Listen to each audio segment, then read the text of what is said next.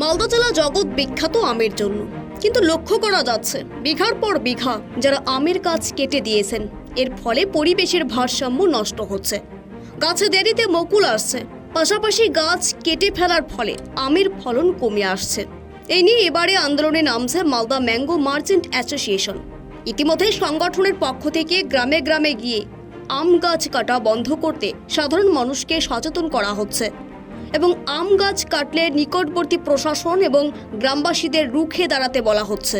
এই নিয়ে আজ অর্থাৎ বৃহস্পতিবার সকাল আনুমানিক ৯টা নাগাদ শহরের এনএস রোড এলাকায় সাংবাদিকদের মুখোমুখি হয়ে সংগঠনের সভাপতি উজ্জ্বল সাহা জানিয়েছেন,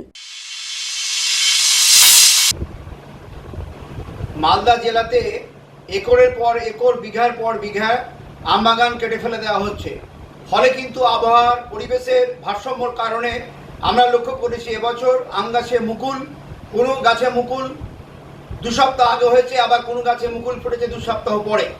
স্বাভাবিক কারণে আমরা লক্ষ্য করছি যে আমাদের কিছু আম চাষি, আম ব্যবসায়ী বন্ধুরা যে সমস্ত আম পরিপক্ক হয়নি, ম্যাচুয়ার্ড হয়নি, সে সমস্ত আম গাছ থেকে পেরে তারা কিন্তু বাজারজাতকরণ করছে। এতে করে কিন্তু মালদার জেলার আমের সুনাম ব্যাহত হচ্ছে। ইতিমধ্যে মালদা জেলার 3টে প্রজাতির আম আমরা জিআই তকমা পেয়েছি। বিশ্ব খ্যাতি মালদার যে আম, এই আমের মান অক্ষুণ্ণ রাখতে আমরা আম চাষি, আম ব্যবসায়ী বন্ধুদের কাছে অনুরোধ করব, কোনোভাবেই কোনো ইনম্যাচুয়ার্ড আম আপনারা গাছ থেকে আপনারা পারবেন না এবং কোনো আমে আপনারা কার্বাইড দিবেন না। আমে কার্বাইড দিলে সে আমের গুণগত মান নষ্ট হয়। এতে করে মালদার আমের যে সুনাম, সে সুনাম নষ্ট হবে। আমরা আপনাদের কাছে আবেদন করবো, আম চাষি, আম ব্যবসায়ীদের বন্ধুদের কাছে, কোনোভাবেই কোনো আমে আপনারা কার্বাইড দিবেন না।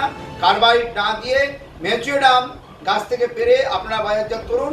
এতে করে মালদা আমের নাম শ্রীবৃদ্ধি হবে, সুনাম শ্রীবৃদ্ধি হবে এবং আমরা অদূর ভবিষ্যতে মালদা জেলার আম আরও আমরা বিদেশের বাজারে এবং দেশের অন্যান্য রাজ্যে আমরা রপ্তানি করতে পারবো এবং এতে করে আমরা অর্থনৈতিকভাবে লাভবান হতে পারবো।